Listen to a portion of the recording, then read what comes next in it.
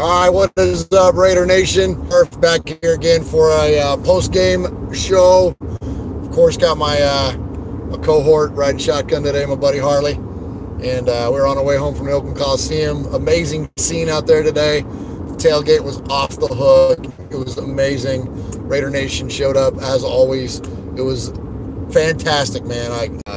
Despite how the game turned out, I cannot speak enough and highly enough of Raider Nation. And, we ran into Raider Steve Almas. Thankfully, we knew Steve was coming, and we missed him for most of the game.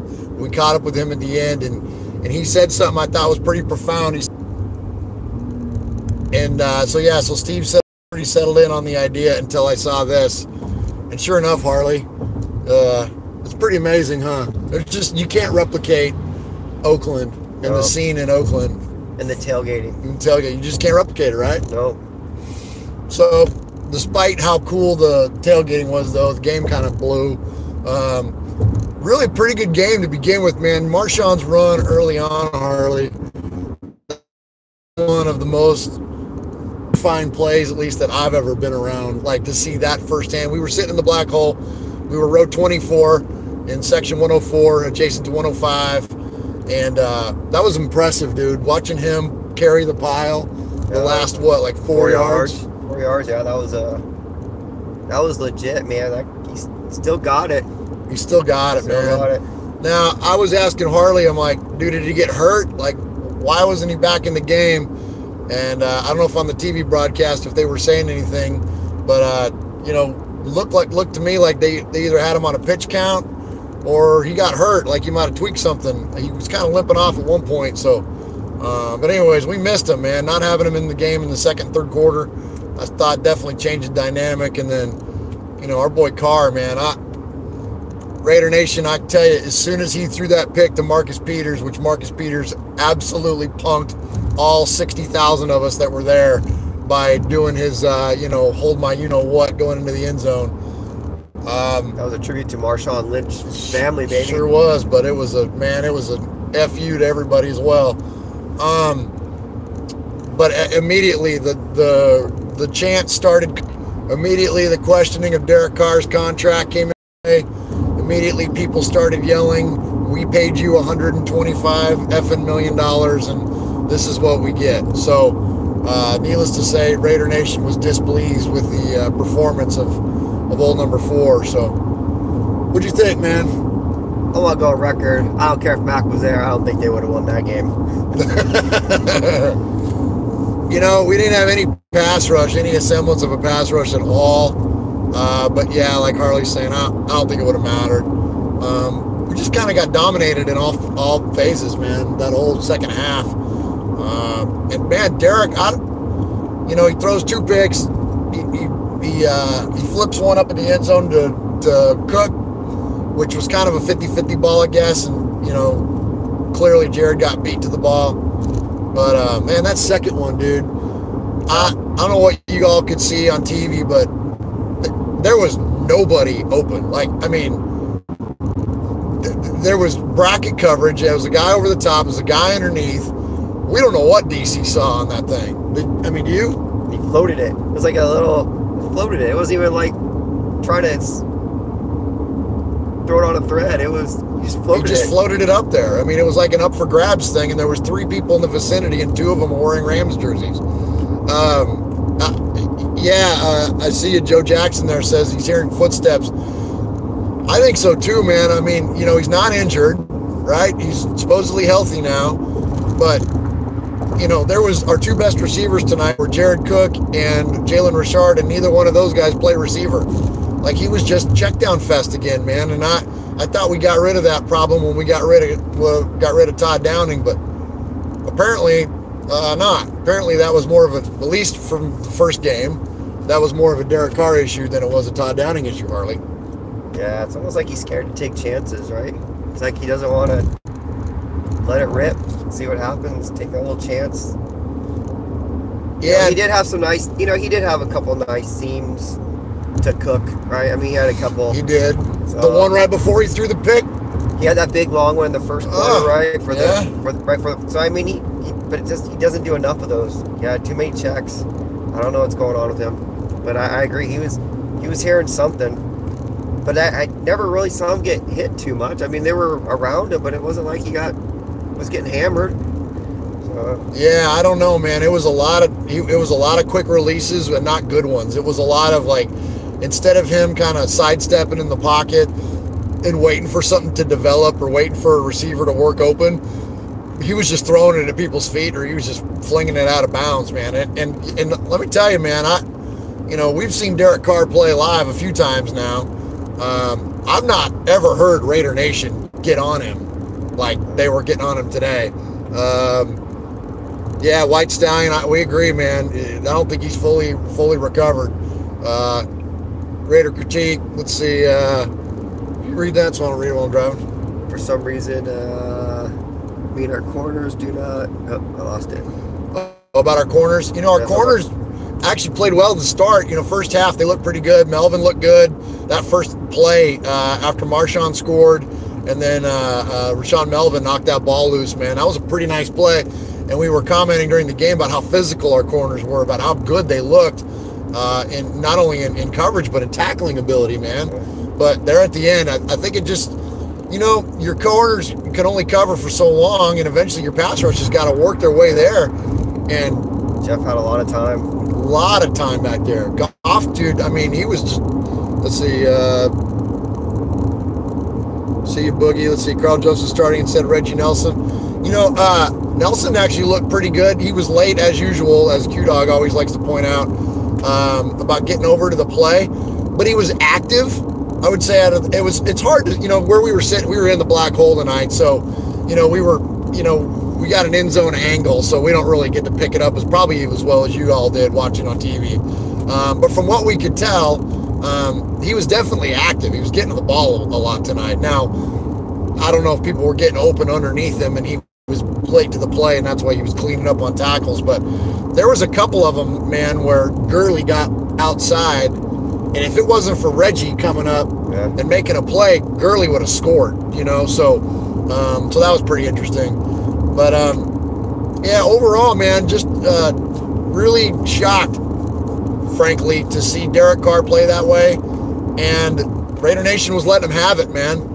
The crowd was letting them have it. They were not pleased, and this ultimately propels us to one more week at a minimum of Khalil Mack talk. Yippee! I mean, I was hoping to put a pin in that guy. Let's see, who's that? KWA. Yeah, absolutely. Raiders miss Mack. I mean, I'm with Harley. I don't think it would have made a difference in the game. But there was certainly no semblance of a pass rush. Yeah, they would have had something, but that's for sure. Boogie says, what's up with taking Lynch out? I don't know. We don't know if they had him on like a pitch count or if he got hurt. I saw him. He came back in the third. He was playing in the third for a while. Yeah, and then he was kind of hobbled off at one point, so we couldn't tell if he got hurt or not, or if he was just, like Harley thinks he was just kind of on a pitch count, like they're just kind of saving him, which makes sense. Doug Martin actually got loose, on least one run. He had that one run up the middle, right? Yeah, he started to put something together. But, it was the passing game, man, just suffer. Jordy Nelson and Amari Cooper were MIA, man, for most of the whole game. Roberts was MIA, and Nelson had a couple early on, and then you never saw him again. Marcus Peters and Aqib Talib are only two guys, and we got three guys that are supposed to play wide receiver, and not one of them would work themselves open. So, I don't know, man. I'm looking forward to getting home to watching the game. I always record the games, looking forward to watching them and see what was going on, get a little better idea. But at the game itself, watching it, it didn't look like those guys were doing DC any favors to get open. I will say this. I do agree with whoever said. I do believe age had to do with Marshall coming out. I think he's getting up there, so you got to think long term with that guy. 16 games is a lot for some 32 back, right? So yeah, we're gonna need him to close out games for sure. So we definitely want him to stay healthy as long as possible, and stay fresh as long as possible. So if having him on a pitch count is way they're going to handle it, then that's cool. What else we got here? Let's see. Whitehead had a good game, though. Who did? Whitehead. Oh, Tahir Whitehead, man. Yeah. He was all over the place. He was all over the place. Good call, man. Tahir Whitehead had a heck of a game, man. He looked good. Lot of plays. Flying around all over the place. Had that blocked pass, too. Remember on that third down? Yes. Yeah. So that was pretty good, man. That really, he had a heck of a good game. Something interesting that you all probably didn't see on TV. So to start the game, the Raiders were going to have their offensive players introduced, and the offensive line was going to start off by leading them out, and Colton Miller was the first one to get announced. So the announcer comes on and says, starting at left tackle number 77, Colton Miller, and he didn't run out. And where we were sitting there in the black hole is right where the players were kind of run through their little, like the Raiderette tunnel, and Penn grabs him. Yeah. And he was just in we didn't know what was going on, but then they all started talking to one another, and they didn't want to be introduced by name. And so we thought, well, maybe they're just going to introduce the offensive line as a unit. Well, it wasn't just the offensive line. They introduced the offense by the offensive line, and then the announcer didn't even know what was going on. And the announcer figured it out. All right, there we go. Sorry about that. Okay, so he announced the offensive line, the tight ends, then the wide receivers, your running back, and then Marshawn went running out, and then your quarterback. And no names, just no names, position groups. Yeah, so that was pretty interesting. They kind of, they were announced as one unit, as one team, and not by name. That was an interesting move. So I'm gonna say they don't do that again, because I'm not that work. It didn't work.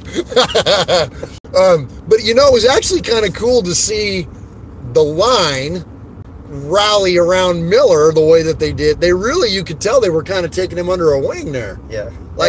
They were all hugging and headbutting and everything. That was pretty cool to see. So that was pretty good. What else anything else stood out, Harley, that maybe Cook, our folks got to give credit to Cook, man. That guy, he showed up. He balled out, man. Yeah. Let's see, Carr's in serious jeopardy moving forward. I don't know, White Stallion, man. I'm not sure what's going on with Carr. And I think he's shell shocked. Whoever said that earlier, I think that's it. That's the way it looked to us. Gruden's got. Well, if anyone's good fix, it's going to be Gruden, right? I mean, you're talking. Great quarterback coach, so yeah. I'm sorry, but it's hard for us to read the chat because we're driving. But somebody said there thinks Gruden screwed up the team. It's funny. It's funny because clearly the dynamic on the team has changed a little bit, but it wasn't that great last year.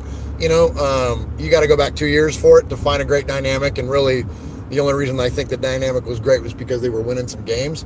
But when you look at the players tonight that made plays, they were all the old guys. Yeah. All the old guys. None of the young guys were making a lot of plays. So, I mean, we can be critical of Gruden and his penchant for veterans, but, Hall was making plays. Yeah. Whitehead, Nelson. I mean, those were your guys on defensively making tackles. The young guys up front, man, I was rooting for them. We all were. And there was a one play where Jared Goff got out. He rolled out and got loose. And Mo Hurst, dude, was on his horse trying to get to him. Yeah, he was booking, dude. Big old 73 was running with everything he had to get out there to him. So it certainly wasn't from lack of effort, but I will say, the one thing I noticed is there was no give up. And in the past, there's been a lot of years where they gave up. I didn't. They played. They definitely played to the end. Yeah. That's true. They kept their poise. Yeah, even offensively. I mean, of course they came out and just finished off with more checkdowns and runs. But Conley had a couple plays at the end, so I don't know. Maybe hopefully he will start getting comfortable. I don't. But those corners definitely we need corners and not rush. Let's see. Pedro trade for Earl Thomas. Man, I wasn't in that camp because early on because I'm just not like a trade happy kind of guy. But you know what? he certainly wouldn't hurt on our defense. You know what I mean? Now, I don't know what the asking, all the rumors are that Seattle wanted too much for him, you know? So, I mean, sure, you get a player like that. I mean, the guy's going to be in the Hall of Fame. Of course, you want to put him on your defense, but at what cost, you know? And so, I don't know. That's why, you know, the Raiders want to hang on to those number ones. They're not going to come off of that. And I think Seattle was already offered a 2 for him, and they didn't take it. So, I don't think Earl Thomas is going to be in the cards for the Raiders. I wouldn't be surprised if there's some changes in the defensive lineup next week. I think so. I mean, Key, Hurst, and Hall, man, all 3 non-existent. Let's see, let's get some more of the chat here. Yeah, DRC 45. DRC had a pretty good game. He was another tackling machine, another older guy, man, that really saved us on a couple of plays and had a nice couple breakups there towards the end zone. There was one play in particular where Gurley got to the outside and DRC forced him back inside. Yeah. Real nice play, man, where, like, if I said something to Harley during the game, I'm like, dude, if that's David Amerson, that thing's going to the house, son. You know what I mean? Yeah, I'll agree with the one caller there. There was that one pass interference down the middle that was that 40 yards. Oh, dude, that was sketchy. The one that hit him in the head? Yeah, that was that was an iffy call. I don't know. That was a tough one to swallow, that one. That was BS. Yeah, I mean, our defender, I don't remember who was it Melvin or Conley? I don't remember one. One of those, yeah. Running right with him, man, and it just hit him in the head. The ball did. So, and we got the flag. So, yeah, that was a funky one. Yeah. What do we think of our secondary? You know, again, they played pretty well coverage-wise, and then and certainly physical. Raider critique. They made a lot of tackles. The disappointing part of the secondary was just towards the end, but that was because we had to play Gurley, because Gurley started going off. And did he finish over 100 yards? Yeah, he ended up over 100. He had that 23 at the end, which put him up and over. So there we go. Let's see. Let me see. We'll get a couple more here, and then we'll go. Doug Martin really stunk up the joint. Yeah, Pedro, he wasn't great. I don't know what the plan is at running back. If they're going to have Marshawn on this pitch count, you know, where they're going to have him play part of a game, you know, I guess the idea would be that Doug would be the guy to come in and relieve him. But no, he wasn't that great. And then our running game turned into short passes to Jalen Richard, right? Like, it wasn't. I mean, you give Doug Martin credit. He only had, 5 touches? It's not like he had any chance to really. That's true. Because by that time we were playing from behind, right? Yeah, so we were trying to force the ball. Let's do a couple more. Pedro, yeah, we need Chris Warren III. I'm with you. I love Chris Warren III, man. I can't wait to see that guy. Gotta wait till next year on that one. What's Henry? Let's see. Henry, thank you for joining us. Let's see. We'll go down here. Let's see. I think the playbook might be too complicated. Carr looked lost. You know, I don't know. One of the things that was neat is that the formations, man, looked really good early on. Like, they were moving Seth and Jordy and Coop all over the place. And at one point, they had the tight ends were bookending. The tight ends were, you had Cook on one side all the way wide out, Derek Carrier on the other side all the way wide out, and then Jordy and Coop in the middle, like in the slots, man. It was kind of a neat alignment. And so that was a cool set. Now, what the play calling was within that, I don't know. And here's why I would say I would hedge on, to answer your question. Is it too complicated? I don't know. I don't think so, not at this point. And I say that because our offense, to me, my fan eyes, didn't look like it was all that much different than what it was last year, aside from the alignments, right? What do you think? He was making some audibles, which seemed to be the right ones, because there was plays to be made. You know, did he make the plays? No, but it seemed like there was guys open that we could have gotten. You know, I mean, he definitely knows it. Yeah. But I don't. Physically, he just didn't do it. Yeah, it was more physical abilities. Yeah, than like the interception in the end zone. I mean, that should have been in the back corner where it was either Cook or no one, right? I mean, that other one, the second one, he underthrew that one. You know, then he telegraphed the third one. So I don't know, man. I mean, he was staring. Who was it that Peters? Who was he covering? Whoever that was. And yeah, those 50-50 balls, man, I don't know what the deal. Like, I'm all about trusting your receiver, but man, they got to be in a position, and he's underthrowing those too. That's the other thing, is it one in the end zone to Cook. I get it. You put the ball up there and let Cook go make a play on it, but he underthrew the damn thing. Like, I don't know, man. He has to find that, 2 seasons seasons ago when he was letting it loose and, he was taking those chances deep. He hasn't done that last year, and he definitely didn't see that tonight. Yeah. We gotta see some of that, and get him relaxed. But yeah, well, until he gets that, he's got to progress and figure it out. All right, let's do a couple more here. Let's see, and then we'll get. First off, thank you all for joining. All right, we go. Yeah, so Raiders Fan Radio live post game on 8 way home from the Oakland Coliseum. We'll do 2 more, and then we'll go. Let's see. Games on Derek Carr for sure. Defense for not getting any pressure. That's kind of it, right? It's great summary right there. Yeah, that's great, man. that's very well done. Yeah, who was that? That was Dirty 30. Good job, man. Yeah, that was pretty much the gist of it. One more here. Let's see.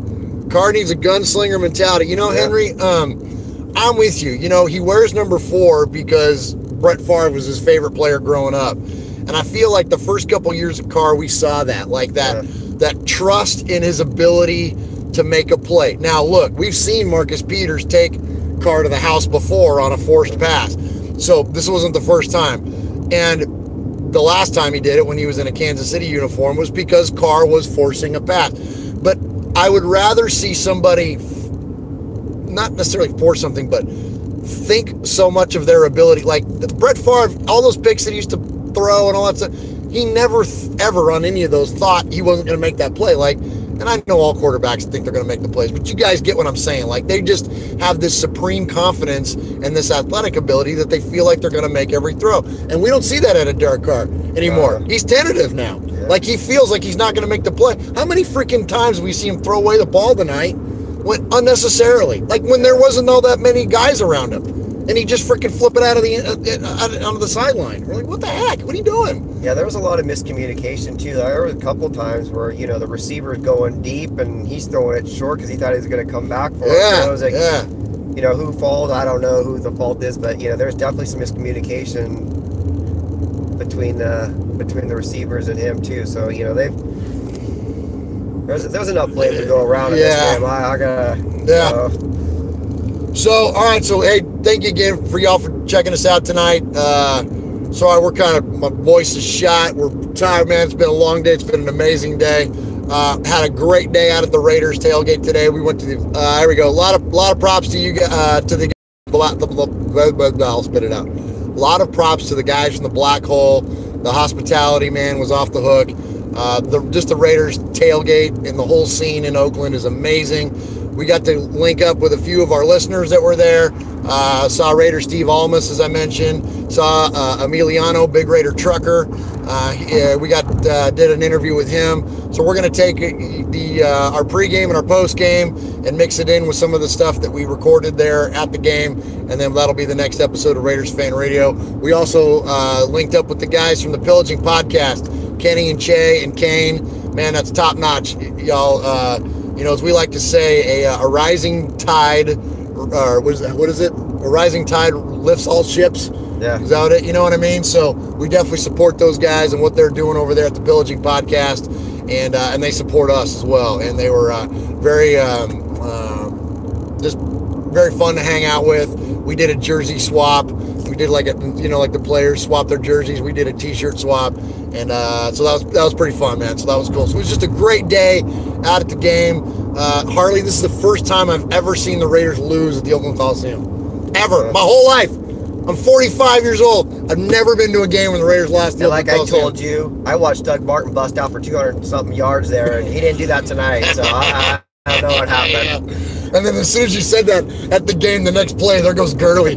Takes off for like 40 or whatever the heck it was. Anyways, but thank you all very much. Appreciate you support Raiders Fan Radio as always. Love you guys, and we will see you soon. We'll be back with a lot more new episodes and new content. Go Oakland. Go Raiders, baby. Raiders!